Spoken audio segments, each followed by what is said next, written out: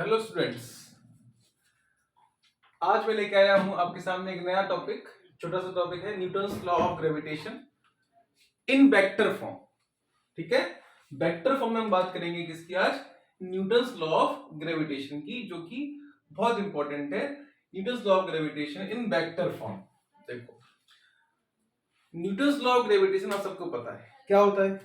When the two masses in the universe are present at distance of r, then they will attract each other with a gravitational force, a force of attraction that is equal to g m1 m2 upon r square। ये हमें सबको पता होता है कि दो masses के बीच में एक फोर्स काम करता है जो अट्रैक्शन फोर्स है। Because of their masses it is the gravitational force and it's value is f equal to g m1 m2 by r square।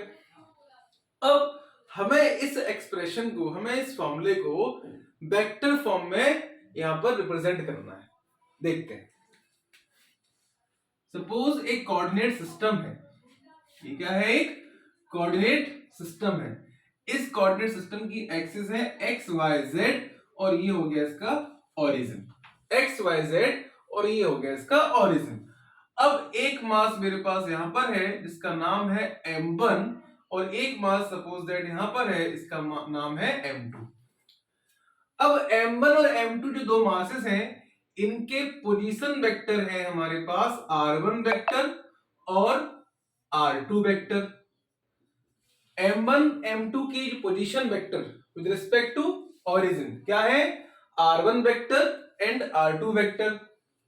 और देखो, हमें ये पता है कि दोनों मासेस एक दूसरे पे एक फोर्स अप्लाई करेंगे, अट्रैक्शन फोर्स अप्लाई करेंगे। m1 वाला m2 को अपनी तरफ खींचेगा अलोंग द लाइन जॉइनिंग और m2 वाला m1 को अपनी तरफ अट्रैक्ट करेगा अलोंग द लाइन जॉइनिंग। मतलब m2 वाला लगा रहा है फोर्स m1 पर जिसका नाम हो जाएगा F12 और m1 लगा रहा है फोर्स m2 पर जिसका नाम हो जाएगा F21।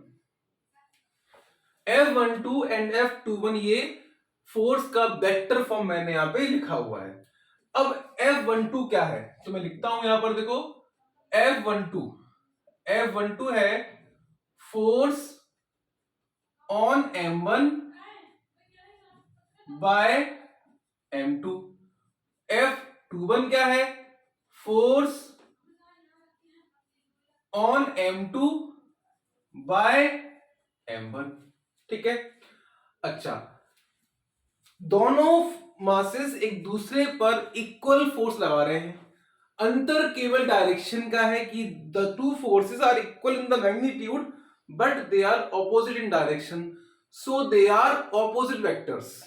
They are equal in the magnitude but opposite in the direction, so they are opposite vectors. अब देखिए यहां पर अगर मैं लिखूं इन दोनों का मैग्नीट्यूड केवल, तो F12 का मैग्नीट्यूड और F21 का मैग्नीट्यूड दोनों ही इक्वल होगा, जिसे हम लोग F बोल सकते हैं। अगर मैं बोलूं कि ये जो डिस्टेंस है, वो केवल R है, जो M1 M2 के बीच का सेपरेशन है, जो डिस्टेंस है वो R है, तो इस F की वैल्यू हो जाएगी बेटा G M1 M2 upon R square. क्या हो जाएगी? G M1 M2 by R square. अब मुझे इस ये जो आपको दिख रहा है, ये स्केलर फॉर्म दिख रहा है क्योंकि इसमें डायरेक्शन का कोई अभी सिंबल मैंने यूज नहीं किया है। अब अगर मुझे इसको डायरेक्शन में शो करना है तो क्या करूंगा मैं लेता हूं, चलिए F12। क्या लेता हूं मैं? F12 लेता हूं। तो आपको दिख रहा है कि F12 की डायरेक्शन कैसी है? आप देख पा रहे हो यहां पर जो F12 है ये है टुवर्ड्स M2 फ्रॉम M1। दिख रहा है आपको? देखो, आप ऐसे देखोगे तो आपको दिख रहा है कि आपका R1 वेक्टर था और ये R2 वेक्टर है और आपका ये जो डायरेक्शन है ये हमारे F12 की डायरेक्शन है M1 से M2 की तरफ। दिख रहा है आपको? M1 से M2 की तरफ ये है डायरेक्शन किसकी? ये डायरेक्शन है F12 की, M1 से M2 की तरफ। यहां रखा था आपका मास M1 और यहां रखा है मास आपका M2। अब देखो यहां पर अगर हम लिखें इसको वेक्टर फॉर्म में तो कैसे लिखेंगे? देखो G M1 m2 upon are square. अब मुझे इसमें वेक्टर का कुछ डायरेक्शन का इसमें यूज करना पड़ेगा, दिखाना पड़ेगा। तो मैं क्या लिखूंगा, मैं लिख दूंगा यहां पर कि r12 कैप। इस r12 कैप का मीनिंग क्या है, इस r12 कैप का मीनिंग है, इस r12 कैप का मीनिंग है कि r12 एक यहां पर यूनिट वेक्टर है। कौन सा वेक्टर है, r12 is the unit vector जिसका वैल्यू केवल 1 होगी और वो डायरेक्शन शो कर रहा है कि इस f12 की डायरेक्शन m1 से m2 की तरफ है। कहां से कहां की तरफ है, तो इस f12 फोर्स की डायरेक्शन m1 से m2 की तरफ, फ्रॉम m1 टूवर्ड्स m2 है। कहां पर है, फ्रॉम m1 टूवर्ड्स m2। अब देखो, इसके मल्टीप्लाई करने से, इसके यहां पे लिखने से इसकी वैल्यू पे कोई इफेक्ट नहीं आया। क्यों नहीं आया, क्योंकि ये क्या है, ये एक यूनिट वेक्टर है। क्या है ये केवल एक यूनिट वेक्टर है। क्या है ये केवल एक यूनिट वेक्टर है जिसकी वैल्यू केवल 1 है, जिसका मैग्नीट्यूड केवल 1 है। तो 1 का अगर मल्टीप्लाई करेंगे तो वैल्यू पे कोई फर्क नहीं पड़ा, लेकिन इसके लिखने से क्या हुआ, डायरेक्शन आ गई इसमें, तो ये बन गया इसका वेक्टर फॉर्म। लेकिन इंपॉर्टेंट बात यह है कि हमें इस r12 के बारे में कुछ पता नहीं है, हमें इस r के बारे में कुछ पता नहीं है पता क्या है पता है r1 और r2। हमें क्या पता है पता है r1 वेक्टर और r2 वेक्टर। तो हम लोग इस r को r12 को r1 r2 में कन्वर्ट करेंगे। क्या करेंगे, इस r स्क्वायर को, इस r12 कैप को r1 वेक्टर r2 वेक्टर जो इन दोनों मासेस के पोजीशन वेक्टर्स हैं उनमें कन्वर्ट करेंगे। कैसे, देखिए f12 equal to g m1 m2 by r square into r and r12 cap. बताइए मैंने क्या किया, मैंने यहां पर r का मल्टीप्लाई किया। r का मल्टीप्लाई करने से क्या हुआ, देखिए अब देखना बात, r12 कैप ये केवल डायरेक्शन है और r क्या है, मैग्नीट्यूड है। बहुत अच्छी बात है, r12 कैप क्या है, केवल डायरेक्शन, r क्या है, मैग्नीट्यूड। अब मैग्नीट्यूड और डायरेक्शन से क्या बन जाता है, वेक्टर बन जाता है। मैग्नीट्यूड और डायरेक्शन से क्या बन जाता है, वेक्टर बन जाता है। तो r12 वेक्टर हो गया है। अब ये वेक्टर फॉर्म में आ गया, लेकिन हमें अभी भी r और r12 के बारे में नहीं पता है पता क्या है, r1 r2। तो हम लोग इस r को, इस r12 को हटाएंगे यहां से। कैसे हटाते हैं, ये आपको ट्रायंगल दिख रहा है, अगर इस ट्रायंगल में देखो बेटा r12 क्या होगा, तो r12 ये हो जाएगा, r12 ये वैल्यू है ना। देखो यहां पर एक चीज और, यहां पर r12 कैप, r12 वेक्टर या r21 वेक्टर या r, ये मैग्नीट्यूड में कैसे है बेटा, इक्वल है, क्योंकि डिस्टेंस यही तो है। इसी डिस्टेंस को हम लोग f12 के लिए बोल रहे हैं r12, f21 के लिए बोलेंगे r21, f12 के लिए बोलते हैं r12, f21 के लिए बोलेंगे r21, राइट। तो और वह है क्या, तो वो केवल r ही तो है, तो ये वैल्यू कैसी होगी, इनकी इक्वल होगी। अब देखना यहां पे अच्छी बात क्या है, r1 वेक्टर और फिर ये r12 वेक्टर, ये r2 वेक्टर। हमने पढ़ा हुआ है वेक्टर सम।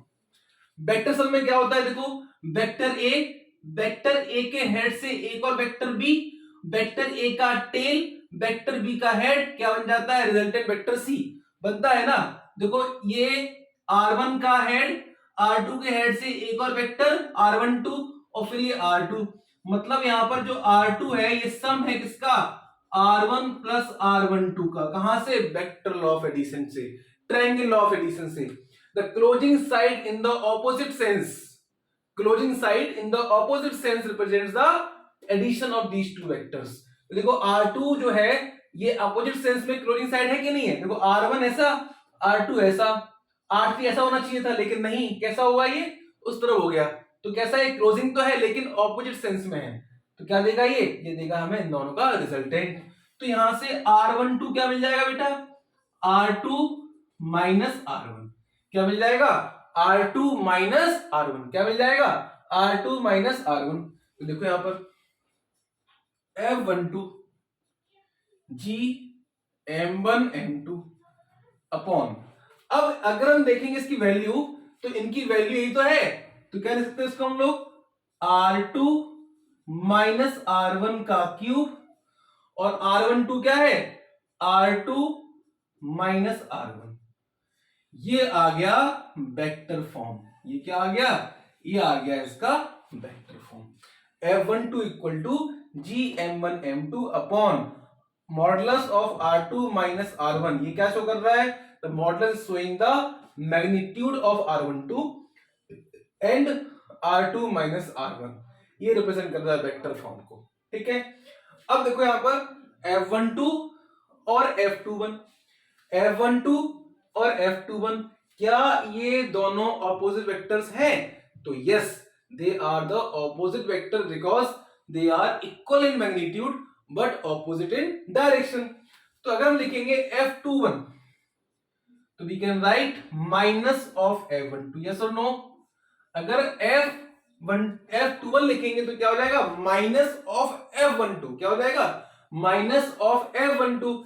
तो इस F21 की लिखेंगे वेक्टर फॉर्म तो क्या हो जाएगा बेटा, इस वाले में कर दो माइनस का मल्टीप्लाई। क्या कर दो, माइनस का मल्टीप्लाई। तो क्या हो जाएगा देखो, GM1 M2 upon modulus of R2 minus R1। अच्छा, मॉडुलस से माइनस पे कोई फर्क पड़ता नहीं है, तो हम यहां पे कर देंगे R1 vector minus R2 vector. ये हो गया हमारा F12 की value in the vector form. This is the vector form of Newton's law of gravitation. हमने क्या किया था, हमने स्टार्टिंग में दो मास लिए M1 M2, उनको रखा एक कार्टेशियन सिस्टम में जिसका ओरिजिन है O और एक्सिस है x, y और z। M1 M2 की जो पोजीशन वेक्टर्स हैं वो है R1 और R2। तो हमें इनकी वेक्टर फॉर्म में जो डिस्टेंस है उस डिस्टेंस को R1 R2 के फॉर्म में रिप्रेजेंट करना है, because we know the vectors position vector of these two masses. हमें ये डिस्टेंस पता नहीं है, हमें क्या पता है, हमें इन दोनों के पोजीशन वेक्टर्स पता है, इसलिए हम लोग इसमें लेके आना चाहते हैं। तुमने क्या किया, हमने लिया F12। F12 क्या है, force on M1 bye M2। F21 क्या है, force on M2 by M1। अब दोनों फोर्सेस कैसे हैं, डायरेक्शन में ऑपोजिट, मैग्नीट्यूड में इक्वल। तो उनके मैग्नीट्यूड कैसे होंगे, इक्वल होंगे, जिसे हम लोग F बोलेंगे और जिसकी वैल्यू होती है GM1 M2 upon R square. आप सब बच्चे जानते हो। अब F12 का वेक्टर फॉर्म लिखे हम लोग, तो इसी वाले में हमें कुछ वेक्टर का रोटेशन ऐड करना पड़ेगा। तो वेक्टर का रोटेशन ऐड करने के लिए हमने क्या किया, हमने इसमें R12 कैप का इस्तेमाल कर दिया। अब R12 कैप है क्या, तो R12 कैप क्या है, यहां पर केवल एक यूनिट वेक्टर है। क्या है ये, यूनिट वेक्टर है जो दिखा रहा है कि डायरेक्शन ऑफ F12 कहां पर है, 1 से 2 की तरफ है। कहां पर है, 1 से 2 की तरफ है। कहां पर है, 1 से 2 की तरफ है, M1 से M2 की तरफ है। अब मैंने इसमें R का किया मल्टीप्लाई, R का किया डिवाइड। अब देखो बेटा, ये केवल क्या है, डायरेक्शन है। ये क्या है, डायरेक्शन है। ये क्या है, मैग्नीट्यूड है। डायरेक्शन एंड मैग्नीट्यूड क्या बनता है, डायरेक्शन एंड मैग्नीट्यूड क्या बनता है, वेक्टर बनता है।